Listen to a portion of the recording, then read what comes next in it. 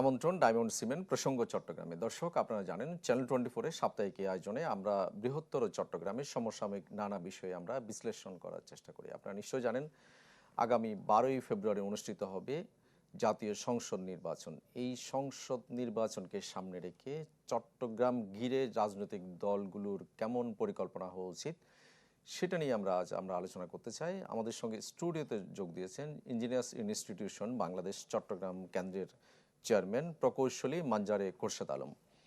স্বাগত আপনাকে আমাদের এই অনুষ্ঠানে। আমরা শুরুতে যেতে চাই, আমি যেভাবে বলছিলাম যে চট্টগ্রামকে ঘিরে রাজনৈতিক দলগুলোর পরিকল্পনা, আমরা এই কথাটা যখন বলছি, বাংলাদেশে আসলে 64টা জেলা, তার মধ্যে আসলে চট্টগ্রামকে ঘিরে কেন আসলে এই যে বাড়তি মনোযোগ দেওয়া প্রয়োজন? ধন্যবাদ আপনাকে এবং চ্যানেল 24-এর সম্মানিত দর্শক শ্রোতা মণ্ডলীকে। বাড়তি প্রয়োজন এই কারণে এই চট্টগ্রাম নগরীটাই আসলে একটা বাড়তি মর্যাদার দাবি রাখে, কারণ বাংলাদেশের একমাত্র সমুদ্র বন্দর চট্টগ্রামে, একমাত্র পেট্রোলিয়াম রিফাইনারি চট্টগ্রামে, ভারী শিল্প কারখানা সব চট্টগ্রামে, বৃহত্তর সমুদ্র বন্দর চট্টগ্রামে। সব কিছু মিলিয়ে আবার চট্টগ্রামে পাহাড়, নদী, সাগর এর সম্মিলিত অবস্থান, এটা আসলে বাংলাদেশের অন্যান্য নগরীর চেয়ে এটা আলাদা মর্যাদার দাবি রাখে এবং এজন্যই বাড়তি কিছু চিন্তা ভাবনার প্রয়োজন আছে। মানে কেমন সেই চিন্তা ভাবনাগুলো কেমন? চিন্তাভাবনার মধ্যে প্রধানত আমরা সাম্প্রতিককালে বা বিগত কয়েক বছর ধরে যে সমস্যাটাই প্রধানত ভুগি, প্রথম ধরেন জলাবদ্ধতার সমস্যা, একটা ক্রনিক সমস্যা আমাদের। বর্তমান মেয়র মহোদয়ের চেষ্টায় সেটা প্রায় 50%, 60%-এর মতো সমাধান হয়েছে। এখনও আমাদের অনেক কিছু করণীয় বাকি। রাজনৈতিক দলগুলো তো আসলে মানুষের জন্যই কাজ করবে, তারা যাতে সমৃদ্ধি, প্রগতি, সম্প্রীতির সাথে যাতে থাকতে পারে, এটাই তো সবার লক্ষ্য হওয়া উচিত। সেই লক্ষ্যে কাজ করতে গেলে আমাদের এই পয়েন্টগুলো অ্যাড্রেস করতে হবে। প্রথমত যেটা জলাবদ্ধতার সমস্যা, এটার সাথে আমরা যেহেতু প্রকৌশলী, আমাকে এগুলো নিয়েও কিছু চিন্তাভাবনা সেমিনার করতে হয়েছে। তাতে দেখেছি যে সিটি কর্পোরেশনের যে সীমাবদ্ধতা আছে, তাদের যন্ত্রপাতি নাই, তাদের কাজ করার জন্য রেগুলারলি ড্রেজিং করার জন্য যে ম্যান পাওয়ার, যেই লজিস্টিক সাপোর্ট, এগুলো তাদের সীমাবদ্ধতা আছে যথেষ্ট। এইগুলোর ব্যাপারে আমি আজকে সকালেও মেয়র মহোদয়ের একটা বক্তব্যে শুনলাম যে আমরা কিছু যন্ত্রপাতি কেনার জন্য বাজেটে দিয়েছি, একনাকে পাঠিয়েছি, কিন্তু পাস হয়নি। তো এই জাতীয় কথাবার্তাগুলো আমাদেরকে হতাশ করে। তো রাজনৈতিক দলসমূহ যদি আগামীতে যারা নির্বাচিত হবে এই আসনগুলো থেকে, তারা যদি সম্মিলিতভাবে ওনাকে সাপোর্ট দেন, যিনি মেয়র যেইনি থাকুন, যদি সাপোর্ট দেন, তাহলে হয়তো এটার একটা সমাধান হইতে পারে, ঊর্ধ্বতন মহলকে তারা কনভিন্স করতে পারে। এটা আমি শুধু একটা এক্সাম্পল দিলাম যন্ত্রপাতির ব্যাপারে। তাদের এরকম আরও অনেক ব্যাপার আছে যেগুলোতে তারা সম্মিলিতভাবে এফোর্ট দিতে পারে। তো জলাবদ্ধতা একটা বড় সমস্যা। আশা করি উনি যেভাবে এগোচ্ছেন এবং আগামীতে যারা নির্বাচিত হবেন ওনারা যদি সঠিকভাবে কাজ করেন, উদ্যোগী হন, তাহলে বাকি কাজগুলো আমরা আশাটা হয়তো আগামী 2-1 বছরের মধ্যে আমরা সলভ করতে পারব। আমাদের এই অঞ্চলটা একটা ভূমিকম্প প্রবণ এলাকা, যেটা সম্প্রতি কিছুদিন আগে ঢাকাতে তার আশেপাশে যে মাত্রার ভূমিকম্পন হয়েছে, সেরকম বা তার চেয়ে একটু বেশি যদি আগামীতে হয়, চট্টগ্রামেও যদি হয়, এখানে একটা ডিজাস্টার হয়ে যাবে। তো এটার জন্য আমাদের প্রস্তুতির, কিন্তু যদি এরকম কিছু হয় তাহলে সেখান থেকে আমাদের উদ্ধার করে নিয়ে আসার জন্য, লোকজনের জান মালকে হেফাজত রাখার জন্য, সম্পদকে রক্ষা করার জন্য, উদ্ধার কাজের জন্য যে সমস্ত সাপোর্ট আমাদের দরকার, সেগুলো আমাদের পর্যাপ্ত নয়। ফায়ার সার্ভিসেও ওরকম অপ্রতুল অবস্থা, এবং সিডিএ বা সিটি কর্পোরেশন তাদের যে লজিস্টিক সাপোর্ট দরকার, সেখানেও কমতি আছে।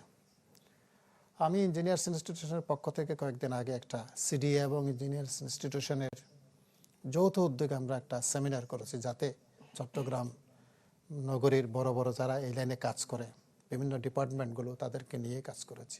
অনেকগুলো পয়েন্ট আমাদের উঠে এসেছে। সেখানেও আমাদের সম্মিলিতভাবে কাজ করতে হবে। যারা আগামীতে নির্বাচিত হবেন তাদেরকে এই পয়েন্টগুলো অ্যাড্রেস করতে হবে। কারণ মনে করেন ভবিষ্যতে তো একটা পরিকল্পনা নিতে হবে, সেখানে সাপোর্ট দরকার।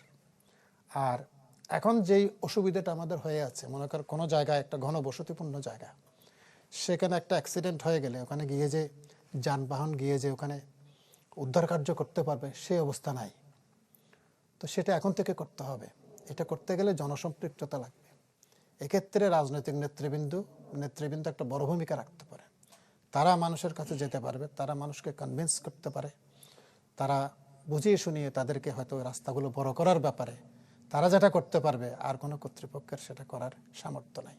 এটা একটা বড় কাজ। কিন্তু আমরা একটা বিষয়, এই বিশেষ করে 91 সালের যে নির্বাচন, তারপর থেকে প্রতিটি নির্বাচনে একটা ধারাবাহিকভাবে প্রতি নির্বাচনের আগে আসলে আমরা একটা বিষয় খুব কমনলি দেখি, সেটা হচ্ছে যে চট্টগ্রামকে বাণিজ্যিক রাজধানী করা হবে।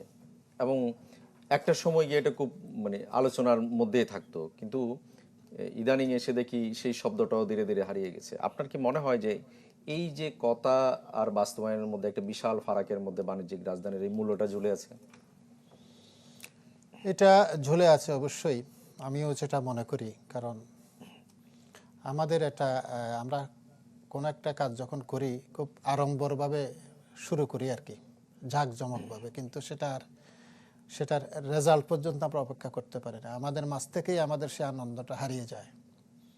এখানেও ঠিক সেরকম একটা ব্যাপার হয়েছে। নির্বাচনের আগে অনেক রকমের মুখরোচক কথাবার্তা বলে থাকে, যেগুলো নিয়ে মানুষকে কনভিন্স করতে পারে। কিন্তু নির্বাচনের পরে আমরা দেখি তার উল্টো চিত্রটা দেখি। সাধারণত আমরা ভুলে যাই, আমরা আমাদের মানুষের প্রতি যে কমিটমেন্ট, সেটা থেকে আমরা দূরে সরে আসি। এগুলোর কারণেই মূলত এটা। এটার সাথে আরও নানা রকমের রাজনৈতিক জটিলতা, এখানে অর্থনৈতিক ব্যাপার জড়িত আছে, প্ল্যানিংয়ের ব্যাপার জড়িত আছে, প্রশাসনের সংশ্লিষ্টতার ব্যাপার আছে। তারপরে এই সব কিছু মিলিয়ে এটা আর আমার মনে হয় সম্ভব হয়ে ওঠেনি। তবে সবচেয়ে বড় কথা হচ্ছে যে আমরা আমাদের কমিটমেন্টের প্রতি আমরা অনাগ্রহ দেখাই। আর চট্টগ্রামের ব্যাপারে আমি বলি, এখানে মনে করেন 3-4টা আসন আছে। এই জাতীয় ইস্যুগুলো করতে গেলে শুধু কোনো একটা আসনের নির্দিষ্ট একজন এমপি সেটা এগুলো হবে না। এই 3-4 জনকে একত্রভাবে এটা কাজ করতে হবে, কম্বাইন্ডলি কাজ করতে হবে। এই 3-4 জনের মধ্যে অন্তত কমন ইস্যুতে তাদের অন্তত একটা আন্ডারস্ট্যান্ডিং আসতে হবে। হয়তো এমনও হতে পারে যে 4টা আসনের মধ্যে হয়তো 3 দলের এমপি হইল। এক্ষেত্রে ওনারা রাজনৈতিক ভেদাভেদ বলে এই অঞ্চলের স্বার্থে এক হইতে হবে। এই কমন পয়েন্টগুলোতে তারা একমত হইলে আমার মনে হয় সামনে আমরা এই সমস্ত প্রবলেমগুলো সলভ করতে পারবো। আপনি একজন প্রকৌশলী, আপনার কি মনে হয় যে আসলে চট্টগ্রাম যেভাবে পরিকল্পিতভাবে হওয়ার কথা সেরকম আসলে আদৌ হয়েছে? কিছু হয়েছে, অনেক কিছু হয় নাই। কিছু যদি না হইতো আমরা এতদিনে এখন যেভাবে বসবাস করতে পারছি সেটাও পারতাম না। তবে আরও অনেক ভালোভাবে হওয়ার কথা ছিল। আরও আমরা এটাকে আরও অনেক ভালো মাপের একটা পরিকল্পিত নগরী আমরা দেখতে চাই। জনসংখ্যা যেভাবে বাড়তেছে, আমরা যদি ফিউচারে এখন থেকে একটু সুশৃঙ্খলভাবে জীবনযাপন অভ্যস্ত না হয়ে সুশৃঙ্খলভাবে আমাদের পরিকল্পনাকে আমরা ঢেলে না সাজাই, আমাদের ভবিষ্যৎ সম্প্রসারণ কাজগুলো যদি পরিকল্পিতভাবে আমরা না করি, তাহলে আমরা বড় সমস্যায় পড়ব। আসার বিষয় হচ্ছে, হ্যাঁ আমাদের সমস্যা আছে, কিন্তু এমন কোনো বড় সমস্যা এখনো হয় নাই যে আমরা বলতে পারি যে আমরা একেবারেই কোনো একদম অপরিকল্পিত কোনো একটা নগরীতে বাস করছি। এইগুলোর ব্যবস্থাপনায় যারা আছেন, আমাদের মনে করেন সিডিএ, সিটি কর্পোরেশন বা অন্যান্য সংস্থা যেগুলো আছে, তারা কাজ করছে। আমি যেটা লক্ষ্য করছি, পেইনফুলি অবজার্ভ করি, সেটা হচ্ছে যে ওনাদের ক্যাপাসিটি যেরকম হওয়ার কথা সেটা কিন্তু নাই। তাদের জনবল, তাদের লজিস্টিক সাপোর্ট, তাদের ওইরকম সক্ষমতা, এগুলো প্রয়োজনের তুলনায় অপ্রতুল। তো এত বড় একটা সিটি, সেটাকে যদি আমি আমার 20 বছর আগে বা 15 বছর আগে যে জনশক্তি আছে সেটাই এমনি এখন অপ্রতুল। ভবিষ্যতের ডিমান্ড মিট করতে গেলে তো আমাকে আরও অনেক বেশি ইনক্লুড করতে হবে, সেটারও কোনো লক্ষণ আমি দেখতেছি না। তো সব কিছু মিলিয়ে এই ব্যাপারটা আমার কাছে এখনো হতাশাব্যঞ্জকই মনে হচ্ছে। নিশ্চয়ই আপনার সঙ্গে আমরা আরো আলোচনা করব। ছোট্ট একটা বিরতি নিয়ে আসি। দর্শক, ছোট্ট একটা বিরতি নিব, ফিরবো একটু পর, সঙ্গেই থাকুন। আবার স্বাগত ডায়মন্ড সিমেন্ট প্রসঙ্গ চট্টগ্রামে। দর্শক, আপনারা দেখছিলেন প্রসঙ্গ চট্টগ্রাম। আমরা আলোচনা করছি ভোটের ইস্তেহারে চট্টগ্রাম। আমাদের সঙ্গে স্টুডিওতে রয়েছেন প্রকৌশলী মানজারে খোরশেদ আলম। আমরা বিরতির আগে অনেকগুলো বিষয় নিয়ে আলোচনা করছিলাম এবং নির্বাচন এলেই আসলে রাজনৈতিক দলগুলোর চট্টগ্রামকে নিয়ে বিশেষ পরিকল্পনা, বিশেষ প্রতিশ্রুতি, নানা কথা আমরা শুনি নির্বাচনের আগে। তাদের আসলে ইস্তেহারে চট্টগ্রামের জন্য আলাদা আসলে পরিকল্পনা রাখা কতটা উচিত বা কতটা প্রয়োজন? হ্যাঁ, প্রতিটি দলেরই তো নির্বাচন আসলে নির্বাচনী ইশতেহার প্রকাশ করে। তো চট্টগ্রাম যেহেতু আমি আমার বক্তব্যের প্রথমেই বলেছিলাম একটা বিশেষ মর্যাদার দাবি রাখে, তাদের ইশতেহারেও চট্টগ্রাম সম্পর্কে আলাদাভাবে নজর দেওয়া উচিত, সে ব্যাপারে ডিক্লারেশন থাকা উচিত। এই চট্টগ্রাম বাংলাদেশের আর্নিংয়ের ক্ষেত্রে একটা বড় যোগানদাতা। 40% যোগান চট্টগ্রাম থেকে আসে। এখানে কাস্টমস বলেন, বিভিন্ন বাণিজ্যিক সংস্থা আছে, এক্সপোর্ট ইম্পোর্ট, এগুলো থেকে যে বিশাল একটা আয় হয়, সে অনুপাতে কিন্তু চট্টগ্রামবাসী কিন্তু সুবিধা পাচ্ছে না। শুধুমাত্র চট্টগ্রাম পোর্টের কাছে সিটি কর্পোরেশনের প্রায় 200 কোটির উপরে পাওনা আছে।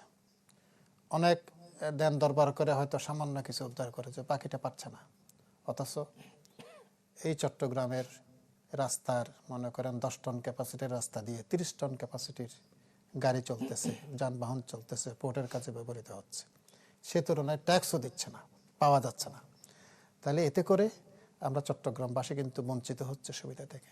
এই জিনিসগুলো রাজনৈতিক দলগুলোকে অ্যাড্রেস করতে হবে। আমাদের আয়ের একটা বড় অংশ যাতে এখানকার মানুষের জন্য, চট্টগ্রামবাসীর জন্য যাতে ব্যয় হয়, চট্টগ্রামের উন্নয়নের জন্য ব্যয় হয়, এটা নিশ্চিত করা উচিত। অন্তত এই ব্যাপারে আমাদের রাজনৈতিক দলসমূহের কমিটমেন্ট থাকা উচিত। তাদের থাকা উচিত এই চট্টগ্রামকে একটা, যেভাবে বেড়ে উঠছে চট্টগ্রাম মহানগরী, এখানে মানুষের শিক্ষা ব্যবস্থা, শিক্ষার সুবিধা, চিকিৎসার সুবিধা, রাস্তাঘাটের চলাচলের সুবিধা, এগুলোর ব্যাপারে তাদের সুনির্দিষ্টভাবে বক্তব্য থাকা উচিত। যদিও চট্টগ্রামের মধ্যে অনেক হসপিটাল আছে, কিন্তু কম মূল্যে, ন্যায্য মূল্যে যারা অভাবগ্রস্ত মানুষ, সুবিধাবঞ্চিত মানুষ, তাদের চিকিৎসার জন্য পর্যাপ্ত ব্যবস্থা নাই। আপনি এখন চট্টগ্রাম মেডিকেল হাসপাতালে যান, আপনি দেখবেন যে মানুষ ফ্লোরে সারিবদ্ধভাবে শুয়ে আছে, সিটের চেয়ে অন্তত 10 গুণ বেশি মানুষ সেখানে। তো এরা যাবে কোথায়? এদের পক্ষে তো আর এই হাজার হাজার লক্ষ লক্ষ টাকা দিয়ে প্রাইভেট এগুলো যাওয়া সম্ভব না। এটা সরকারকে এগিয়ে আসতে হবে। সরকার মানে সরকারকে, এটা রাজনৈতিক দলসমূহকে এটা এগিয়ে আসতে হবে এবং এ ব্যাপারে কমিটমেন্ট থাকা উচিত যে তারা আগামী 5 বছরের মধ্যে সুবিধাবঞ্চিত মানুষদের কম খরচে যাতে তারা চিকিৎসা পায়, সে ব্যবস্থা তারা করবেন। তাদের শিক্ষার ব্যাপারে বর্তমান সরকারি প্রতিষ্ঠান যেগুলো আছে, মাধ্যমিক বা উচ্চ মাধ্যমিক, এমনকি বিশ্ববিদ্যালয়েও পর্যাপ্ত সিট নাই, কিন্তু বেসরকারি বিদ্যালয়গুলো দিয়ে তার অভাব পূরণ করছে। কিন্তু সেখানে গিয়ে যারা সামর্থ্য আছে তারাই পড়তে পারতেছে। এই যে সরকারি লেভেলে যেই টাকা দিয়ে, যেই বেতন দিয়ে, টিউশন ফি দিয়ে পড়ালেখা করে, প্রাইভেটগুলোতে সেটা পারা যায় না। সরকারকে এগিয়ে আসা উচিত যাতে সুবিধা বঞ্চিত মানুষগুলো এরকম সরকারি বিভিন্ন শিক্ষা প্রতিষ্ঠানের সংখ্যা বাড়িয়ে সেখানে যাতে পড়ালেখার ব্যবস্থা করতে পারে। এই ব্যাপারেও তাদের একটা প্রতিজ্ঞা থাকা উচিত যে আগামী 5 বছর 10 বছরের মধ্যে আমরা এতগুলো শিক্ষা প্রতিষ্ঠান, সরকারের উদ্যোগে শিক্ষা প্রতিষ্ঠান বাড়াবো, যেখানে দেশের বেশিরভাগ মানুষ, সুবিধাবঞ্চিত, কম উপার্জনক্ষম ব্যক্তি, তাদের সন্তানেরা যাতে লেখাপড়া করতে পারে। চট্টগ্রামের যোগাযোগ ব্যবস্থা কি আপনার কাছে মনে হয় যে আসলে মানে খুব আশানুরূপ? যোগাযোগ ব্যবস্থা সম্প্রতি আমরা যে অবস্থা দেখতেছি, তা এখন আমরা পিছিয়ে আছি। মানে আগের তুলনায় আমরা পিছিয়ে আছি। আমাদের জনসংখ্যা যেভাবে বাড়ছে সেভাবে কিন্তু হচ্ছে না। আমাদের ডিসেন্ট্রালাইজ করা উচিত কিছু কিছু এরিয়ার, কিছু কিছু স্থাপনার। চট্টগ্রাম শহরকে একটু সম্প্রসারিত করে সেখানে মানুষগুলোকে ওইদিকে যদি কিছু ডাইভার্ট করা যায়, তাহলে এক জায়গায় যোগাযোগের ডিমান্ডটা কমে আসবে। এইভাবে কিন্তু এখনো কাজ হয় নাই। এই যে কিছু কিছু আবাসিক এলাকা চট্টগ্রাম শহরের আশপাশ ঘিরে, যেমন অনন্যা, ওইদিকে কর্ণফুলী, ওই সমস্ত সাইডে এখনো বাড়ানোর কোনো পরিকল্পনা আমরা দেখতেছি না।